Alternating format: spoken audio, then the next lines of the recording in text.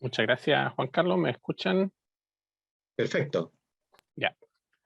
En honor al tiempo voy a presentar a los panelistas para que vayamos de lleno a las presentaciones. En este módulo vamos a tener 4 presentaciones. Le voy a pedir a los panelistas que se traten de ceñir a los 15 minutos que se les asignó a cada uno, porque si no vamos a terminar como a las 4 de la tarde hoy día y no sería bueno. Primero vamos a tener una presentación de Mattias Persson. Él es investigador de la unidad de sistemas de potencia. Su especialización es control de frecuencia. Hizo su tesis en control de frecuencia para sistemas con alta integración de renovables. Hizo su doctorado en Chalmers University of Technology aquí en Suecia. Luego vamos a tener una presentación por parte de Tomás Baeza, quien es Senior System Design Engineer de Hitachi Energy.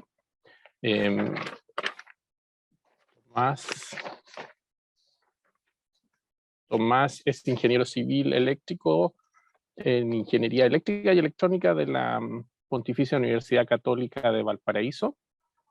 Y lleva 10 años trabajando en ABB, antes ABB, hoy día Hitachi Energy, en áreas de diseño de soluciones fax, fundamentalmente, y investigación y desarrollo. Luego vamos a tener una presentación por parte de Siemens con José Salazar. José Salazar es gerente de Ingeniería y Ofertas de Statcom. Tiene una amplia y dilatada experiencia en el sector de energía eléctrica, habiendo sido profesor en la Universidad Mayor de San Andrés, presidente del Comité Nacional de Despacho de Carga de Bolivia, director de mercado mayorista de la Superintendencia de Electricidad de Bolivia, gerente de Ingeniería y Ofertas de Siemens, etc. Tiene un amplio currículum. Y finalmente vamos a tener una presentación por parte de Mario Patiño, que es gerente de soluciones LATAM de Smart Wires.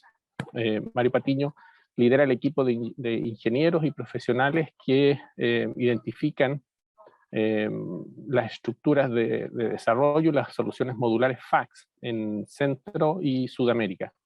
Es responsable del trabajo colaborativo con los clientes para el desarrollo de estudios de factibilidad en distribución y transmisión y de crear soluciones para apalancar las soluciones Smart Wires. ¿Ya? Bueno, habiéndolos presentado a todos, voy a presentar a ustedes y darle la oportunidad a Mattias Persson que inicie su presentación. Mattias, are you there? Okay. Yes. Then, please, you can deliver your presentation. I have already introduced you to the audience. Great. Thanks a lot. I hope you see the proper screen. We see it properly, no problem. Good. So thank you for inviting me here to talk about one of my favorite topics, which is frequency stability. The plan for my presentation today is to start a bit about a European system split that occurred quite recently or in the beginning of the year. And then talk a little bit more about the frequency regulation in the Nordic region where I'm situated. And then finally talking a little bit about wind power and their possibility to deliver fast frequency reserves. And then finally conclude with a bit of discussions regarding the future for the frequency in the Nordic region. So starting at this slide here, this is more or less Europe and the different continental or synchronous areas that we have, and the European system is in the darker blue down here, and that's the split that we're going to talk to you about. And of course, this is then interconnected to a lot of our other surrounding areas, among those the Nordic. So I will just briefly start with some information regarding the background to the system split, and I will also give you a list of references. So if you're interested, you don't have to write anything down, just follow the links and papers a bit later. So the system split was something that started actually at 400 kV busbar coupler in the Croatian network. So that coupler tripped, causing the power flow to change, and this power flow altered to other transformers nearby whose overcurrent protection tripped, and also some distance protection relays tripped. This started a system split, converting the European continental system into one southeast and one northwest area. And the initial power imbalance, which then of course caused quite a big frequency disturbance, was 6.3 gigawatts. And then the deficit was in the northwest area. So for example, Germany and France had a deficit and then suffered an underfrequency, and Turkey and Greece, for example, suffered an overfrequency event. There was some support from the neighboring synchronous areas, Great Britain and the Nordic region, with roughly 500 megawatts. And there was contracted load that was disconnected in France and Italy of approximately 1,700 megawatts. Before we have a look at the actual frequency data, we're just going to refer you to some references for later on. The top two are related to the system split incident. The bottom two are more related to the frequency dynamics and the frequency quality in the Nordic power system, as well as the coupled market structures in the number 4 reference. Hopefully you can get these slides afterwards, otherwise just send me an email and I will share it, of course. So having a look at the actual disturbance, it took some time, but the initial split looked somewhat like this. So we can see the deficit, 6.3 gigawatts, that was actually flowing from east to west. And then due to the angular stability, we split the system across approximately this line. So we had a deficit in the west and an abundance of power in the east. And this event lasted for a little bit more than 2 hours and 15 minutes.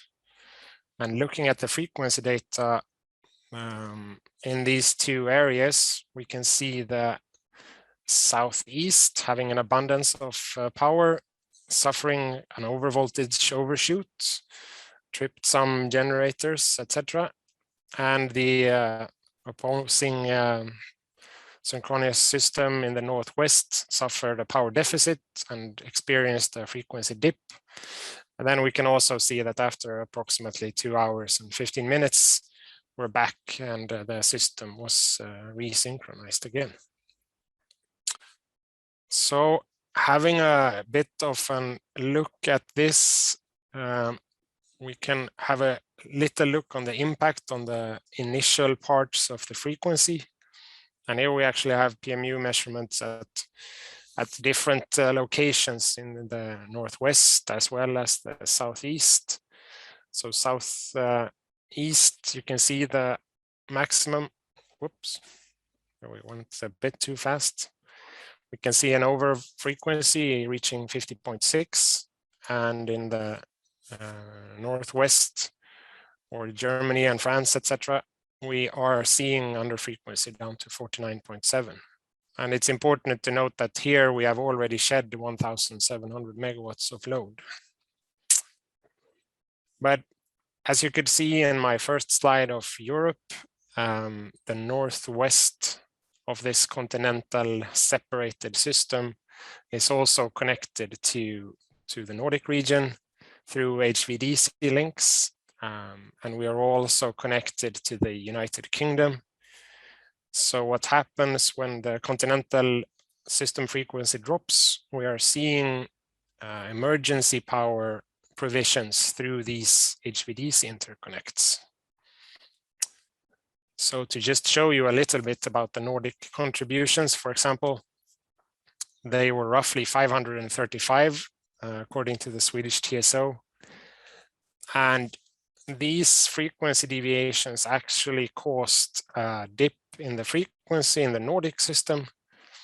The contribution from UK side was not that big, hence we did not see that big of a frequency nadir from the United Kingdom side. But it's quite interesting. We can also see kind of the delays in the actuations. And it can also be mentioned that this kind of emergency support from the Nordic countries were actually started around 49.85 hertz. So that's why we see a bit of a delay in when the actual frequency dip propagates to the Nordic power system. So even though we have separated synchronous areas, we still manage to sense disturbances throughout and between the different synchronous systems when we share these kind of emergency supports. So that kind of leads us into the Nordic system and our current mitigations for these kind of frequency events. And I would like to show you just a brief summary of the different primary and secondary frequency control measures that are existing currently in the Nordic region. So given a kind of synthetic frequency dip looking like the one above, we have, of course, then various services that are interacting. We have a frequency containment reserve, which is called normal, which is meant to be activated on standard forecasting errors or minor load deviations, etc., between 49.9 and 50.1 hertz, being automatic, of course. Then we have one which is also a frequency containment reserve, but meant for larger disturbances. And in the Nordic power system, the disturbances are a loss of our biggest generator, which is more or less 1,450 megawatts, a nuclear station. And then we have this FCRD in order to combat under frequency events. That was in the old days. Nowadays, we are interconnecting towards UK and also towards Europe, towards the Baltic synchronous areas. Hence, we're getting more HVDC connections. So we are now also getting a FCRD that is aimed at down regulating for frequencies above 50.1 hertz. So based on this, then we also have, in order to replace these kind of reserves, we have the replacements reserves, which the green one is an automatic one and the red one is a manual in order to represent these. The new service, or the most recent service, is, however, the fast frequency reserve, which is aimed at covering our lack of inertia during lightly loaded conditions with high wind penetrations. And if we have a look, we did kind of a study investigating different big frequency events. And we decided to categorize them in accordance to the rate of change of frequency using PMU data. That's quite convenient. And we also evaluated how far down did the frequency dip during these kind of different events. And what's interesting in this plot to the right is that we can actually see that during the summer months, we are reaching quite low frequency nadirs. And we're also, to some extent, having some steep rate of change of frequencies, but primarily for the TSOs currently, it's the minimum frequency nadir that is of interest. So to combat this fast frequency reserve was added, and only during hours when the kinetic energy in the system is low. So, and that's then a market product, which is seasonally driven, but you're able to opt out one day ahead to confirm that you're able to act on it or not.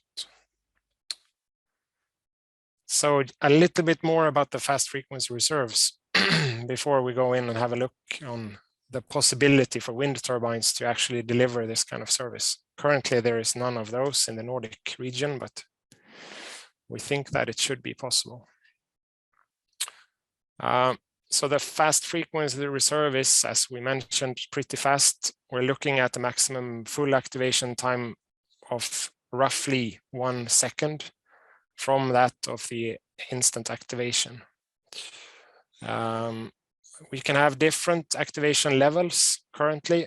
This will probably fade over and we will maybe merge into one certain activation level, depending on how fast you are. Then you deliver your support for roughly 10 seconds. Then there is a 10-second pause when your aim is to be at your pre-fault condition in power. And then for supercapacitors, battery energy storages, or synthetic inertia, for example, from wind turbines, you are allowed to do FFR recovery period.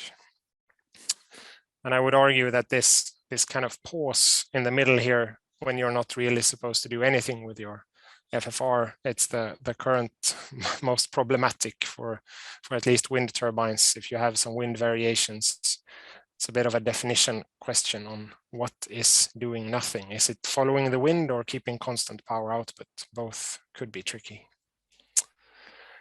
So what we did, will not bother you too much with the modeling. If you're interested, there's an interesting reference, and I could send you even more on the capability of wind turbines to provide this kind of synthetic inertia or inertia emulation, call it whatever you want, but fast frequency reserves. And we tested this on 4 different wind turbines throughout the year of 2020, just to see how much the profit would be from this kind of new market.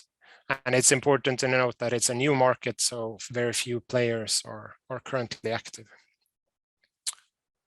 So given this, we could actually see that if we looked at when this service was procured, it was mainly during June to 1st of August. And of course, this kind of correlates to the plot that I showed you previously, that we're struggling with a light system during summer times when our load is low.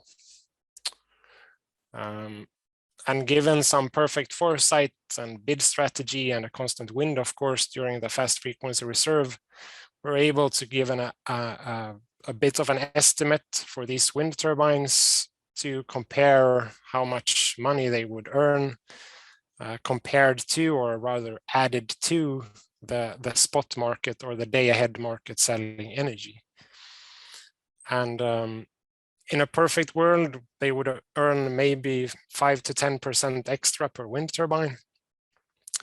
And I think that's quite interesting, that a quote from a wind farm owner who said that if you said 1 to 2%, a profit increase of that much is still interesting. So that when we then proposed that we might be above 5, they were quite interested in this new market.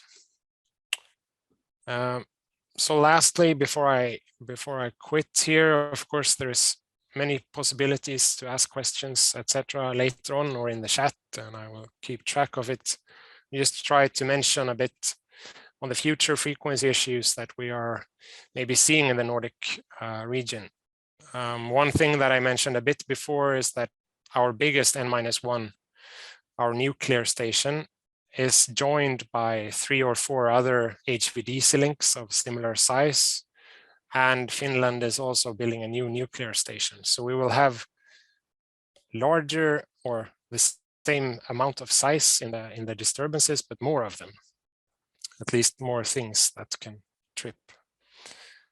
As many other TSOs and research units, we are seeing lighter systems due to wind integration. And one could argue that probably these FFR earnings would increase in the future.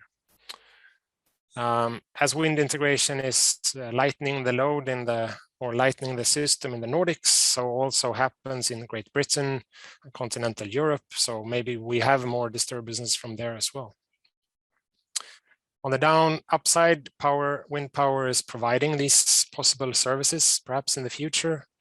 We have some vehicle-to-grid projects running, and there is also quite a lot of batteries currently being installed as test pilots in the Nordic region.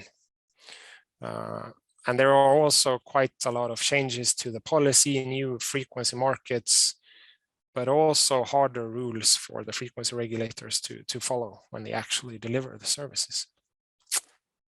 Okay, that was it. Thanks you a lot for listening. And if there's any questions, I'll let Gabriel decide what to do with those. Thank you, Mattias. We don't have questions so far, but I do have one question for you. You mentioned you mentioned that Europe is, I would say, well interconnected. How do you handle the reserves around Europe? How much reserve should be in each one of these synchronous areas? Yeah, so I think for the Nordic area, at least, the reserves are shared depending on power system load, annual. So depending on, for Sweden is by far the biggest load in the Nordic system. Hence, we have larger amounts of reserves. And I think it's a similar pattern throughout Europe as well for those markets. And in the future, there is also discussions about frequency regulation markets for these kind of replacement reserves, or the slower reserves, to be kind of a market that is connecting the different synchronous areas as well. I see. Thank you. Well, we don't have more questions, but you can stay there because we're going to have a sort of round table at the end of the block. Yeah, of course. Thank you. Thank you.